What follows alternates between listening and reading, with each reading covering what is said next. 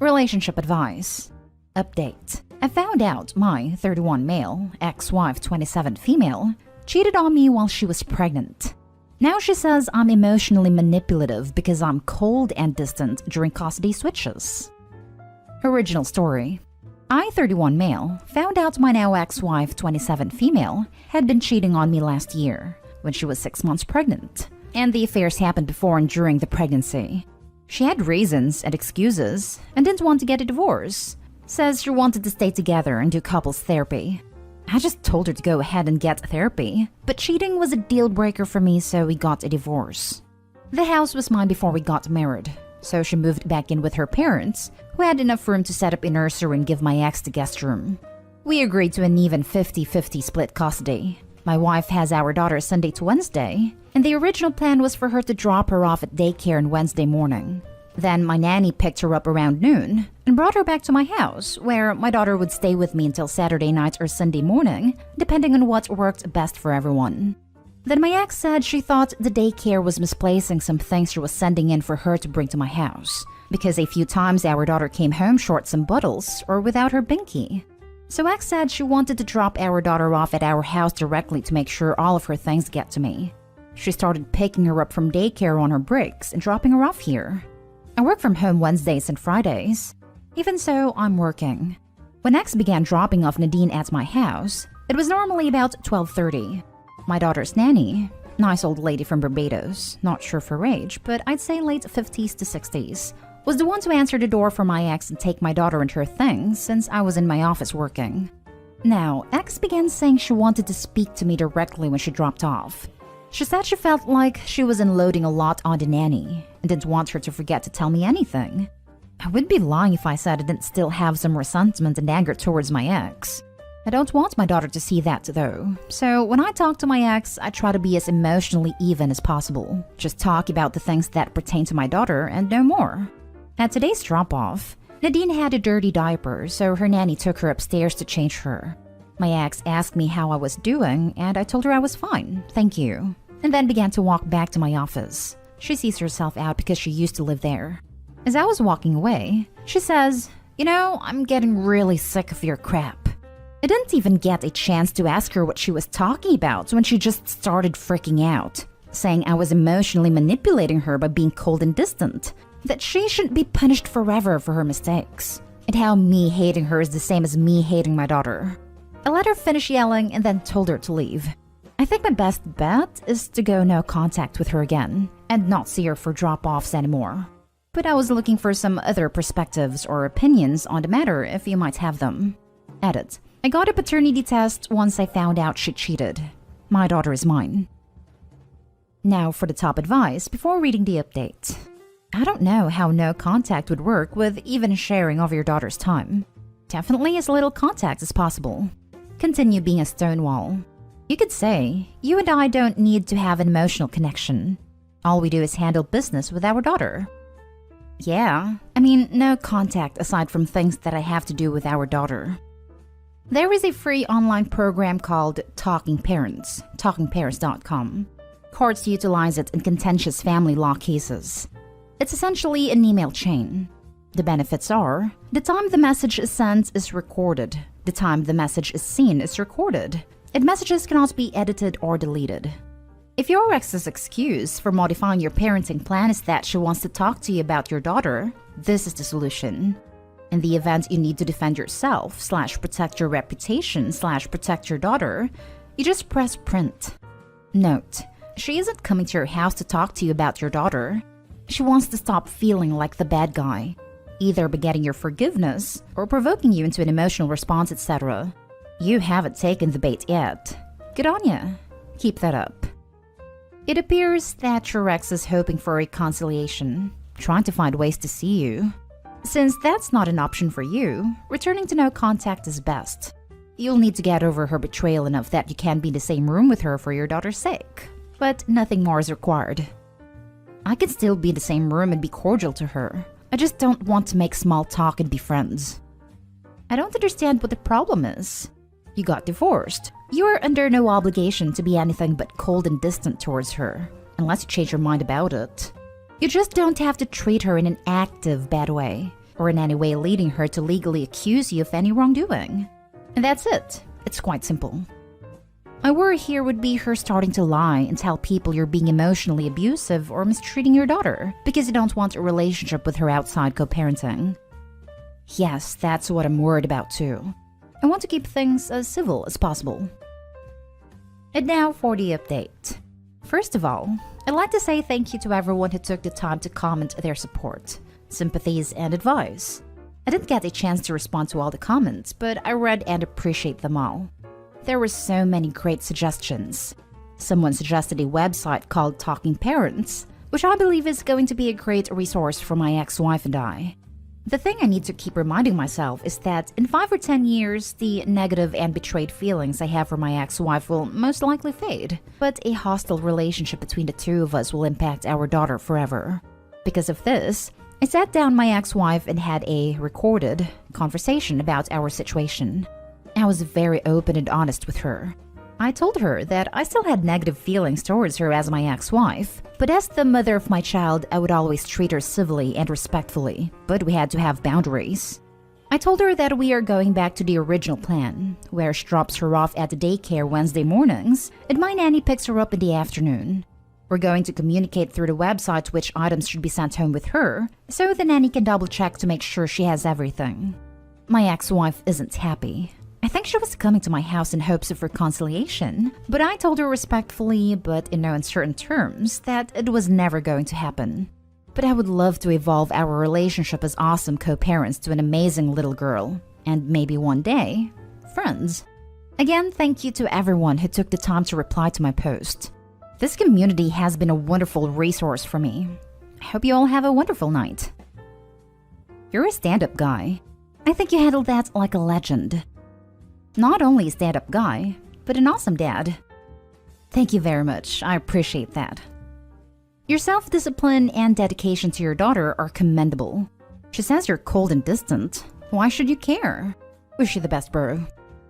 Thank you very much. I honestly don't care about her opinion, but as the mother of the person I love more than anything else, I know keeping her somewhat pacified is what's best for our daughter. That's an incredibly difficult perspective to arrive at, and you have my, and clearly many others, respect for doing so. Stepping past your own hurt for the good of your child will make a bigger impact on the quality of both your lives than you can imagine now. While you have made healthy, mature, responsible choices here with respect to your daughter, please don't forget to put time and energy into helping yourself feel better when you can. That too will make you the best father you can be. That sort of delusion doesn't go away overnight. Expect her to weaponize the kid. That's why I'm trying to cover all of my bases. Staying civil and recording all communication. Yes, this. But you're doing all the right things. Don't let up at all. She's immature and vindictive. She's pissed you walked away with your head held high. Be aware. The chances are high she's going to smear you to everyone who'll listen. Also, pay attention to signs of parental alienation when the baby is old enough to understand. Your ex is petty and embarrassed that she messed up a good thing with you. Could you imagine going from being a married woman to being an ex-wife, now living in a guest room in their parents' house? It's easier to blame you than face your crap. Be accountable and responsible. Keep up the great work. Next story is titled, How do I sack my bridesmaid and end our friendship after her constant inappropriate behavior towards my fiancé? I, 32 female, have a friend who we'll call Penny. I met Penny, 36 female, at work about 3 years ago. We quickly hit it off and became good friends. I was supposed to be getting married January this year, but obviously because of the pandemic, it didn't go ahead. It's now going ahead next January, and Penny is one of my bridesmaids. The problem is, I've seriously gone off Penny over the last year. I'm pretty sure she's a narcissist, and boy is she increasingly unpleasant to be around. She needs attention constantly, and I mean constantly. She makes absolutely everything about her, including my bachelorette party. She's a huge show-off. She gloats. She's competitive. The list goes on. She has insisted on taking over from my maid of honor and organizing my bachelorette, and has told her I have demanded things when I haven't because she wants them. However, the main issue is that she acts totally inappropriately towards my fiancé. We both spent some time with her this weekend, and the list of inappropriate comments, touching, and just general behavior is endless. It makes my fiancé feel uncomfortable, and obviously makes me feel angry and upset that she clearly thinks this is okay. She gets embarrassed to be affectionate towards each other, and she tries to get in between us when we do, by trying to physically push her way and saying she wants a hug because she's happy for us. My fiancé had to tell her to stop. She tried to play footsie with him underneath the table, leaned across and stroked his face, and told him she's missed him. The two have met a handful of times, and my fiancé is very quiet and reserved, so they haven't really spoken much. And my fiancé would not consider her a friend. Trying to hug him, the list goes on. The first time she met my fiancé, she texts me as soon as we got home saying, "Don't worry, I don't fancy him," which I thought was very strange. She then added him on Snapchat and told me, "If you're wondering what the Snapchat I've sent to him is, don't worry, it's just a normal selfie with my daughter." I said to her, "Why would I wonder what you've sent him?" And she didn't respond. Very bizarre. The second time she met him, he came to pick me up from Penny's house. The second she heard his car pull up in the driveway, she physically pushed me out of the way, ran to his car, flung the door open, and literally jumped on him and hugged and kissed him. I was so confused. This continuing behavior, coupled with her constant need for attention and validation, is really wearing me down. We're both sick of it, and I find it really disrespectful. I have no idea how to broach this with her, as I am really terrible at confrontation. And to be quite honest, the thought terrifies me. We also have quite a few friends in common, and I'm worried they will side with her and think I'm overreacting. Please help me figure out how to sort this. As I mentioned, I work with her, so I don't want things to get too awkward. I am also quite confident that she will gaslight me and say it's just the way she is with everyone, and my fiancé is one of her best friends, etc. This is definitely not true. At the heart of all this is one issue. You and your fiancé have a person in your sphere of friends that make you both uncomfortable because of her actions. That's as simple as that. No one else gets to say who the two of you include in your wedding party. Secondly, if you and your fiancé are firm in your beliefs and accurate in your examples, ask yourself this. Are people who won't support our decisions, which are grounded in reality and based on true events, really our friends? That's a nice way of saying, if they choose her, you really do come out ahead in this matter. The answer for you is to nip this in the bud, and just tell her directly her behavior is off-putting and inappropriate. And as a result, you can't be friends with her.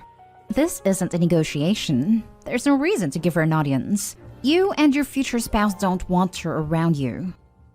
This isn't a negotiation. There's no reason to give her an audience. I second this statement.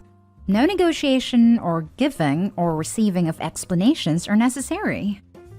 Imagine how she'll act at your wedding. I wouldn't put it past her to object during the ceremony and then claim she was just joking. At your reception, she'll insist on dancing with your fiancé, and then she'll try to kiss him again to congratulate him. She knows exactly what she's doing. She is not your friend. Tell her that her behavior has made you and your fiancé very uncomfortable, and she's no longer welcome at your wedding and you need space from her. Don't hang out with her anymore because she's escalating, and one of these days she might go even further. She'll cry and try to guilt you. She'll beg your fiancé to intervene. She'll rant about you to your friends, but she's trying to steal your fiancé. You have to stand up for yourself and your marriage. If she won't listen to you, your fiancé may have to be the one to tell her to back the hell off. God. That reminds me of the OP whose fiancé has a friend object during their Catholic wedding, which forced the priest to call it off. They were specifically told not to do it for that reason, but the fiancé and friend thought it'd be funny. Everyone got mad at the OP because she was pissed and was reconsidering her marriage. Sounds like this lady would love to do the same thing. Now for the last story. I, 23 male, turned down a friend who asked me out, 24 female, because she wasn't there for me in the past. This is causing issues and I don't know how to proceed.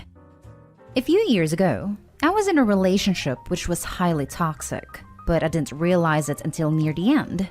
I was emotionally mistreated, gaslighted, occasionally slapped/hit, and a few times my ex-partner forced herself on me. I didn't realize it for what it was at the time.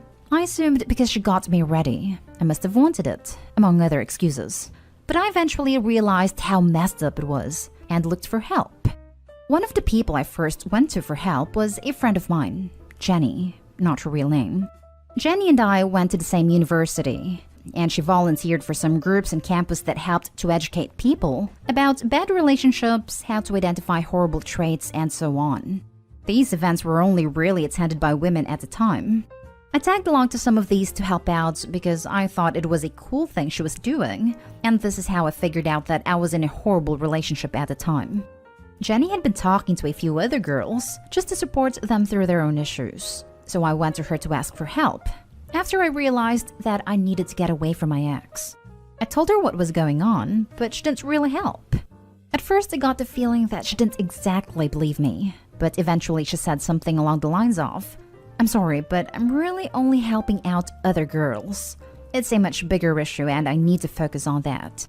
At the time, I was really hurt because I thought we were pretty close friends, and it felt like she basically ditched me, but I don't know. She sent me a few links for organizations to talk to, but basically refused to discuss it any further with me. I found help elsewhere and got over it, and we remained friends through that. It was strained at the start, but now things are mostly back to normal. The issue is, a week ago she asked me out. Turns out she's had a crush on me for a little while, and after her most recent breakup, short-term relationship, she decided she would confess, I guess.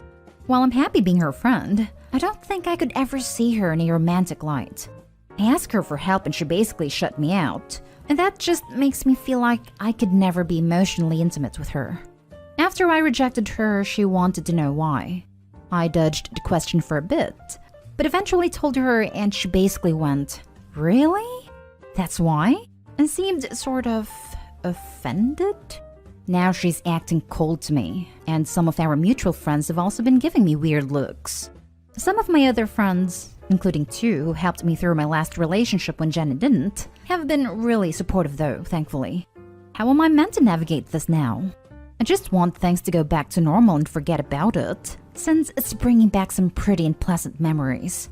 It'd be fine if everyone just forgot about it. But judging by how Jenny and some of our other friends are reacting, it doesn't look like that's going to happen anytime soon.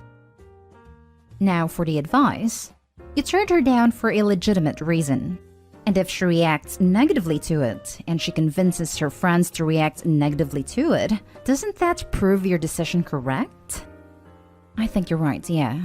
I just want to brush it aside since I don't want to deal with any confrontation or bring anything up again. But you're right. Thanks. 1. She ignored you when you reached out for help regarding a relationship. 2. She refused to take no for an answer when you rejected her and pushed for a reason. 3. She's now talking crap behind your back. OP, you didn't just dodge a bullet. You dodged a whole freaking howitzer. Hold your head up high, you legend. Your reason for turning her down is totally legitimate. But here's the thing. No matter the reason you turned her down, she isn't entitled to a date with you. You said no, and that's all she deserved. It seems Jenny would be just as toxic as your ex. Perhaps this isn't a friendship worth saving.